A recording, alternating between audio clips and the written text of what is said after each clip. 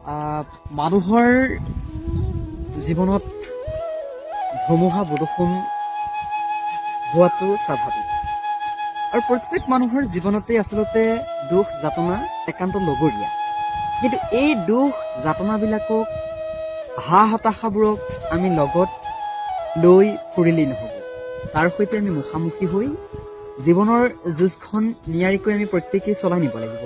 আৰু তেনেকৈ প্ৰত্যেক মানুহেই সেই যুঁজৰ লগত যুঁজি নিজক শক্তিশালী কৰিছে, প্ৰাণৱন্ত কৰিছে, ৰঙে ৰসে ভৰপূৰ কৰি তুলিছে।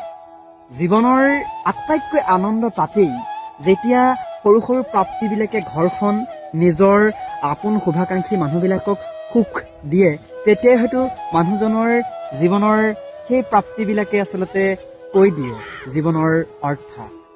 সকলো ভালে থাকক, সুখত থাকক আৰু প্ৰতিটো সময়ত নিজেই নিজক সুখী কৰি ৰঙে ৰসে ভৰপূৰ হৈ থাকিব পৰাকৈ নিজক আচলতে সমৃদ্ধিশালী কৰাৰ সময় সকলোৰে বাবে আহে আৰু সকলোকে আচলতে দি পঠায়। কবি নৱকান্ত বৰুৱাই এটা কথা কৈছিল, পৃথিৱীলৈ মানুহ এনেই নাহে, হাতত কিছুমান কাম লৈ আহে, যি কামৰ জৰিয়তে মানুহে নিজৰ নাম ৰূপালী বালিত খোদিত কৰি যাব পাৰে। ধন্যবাদ।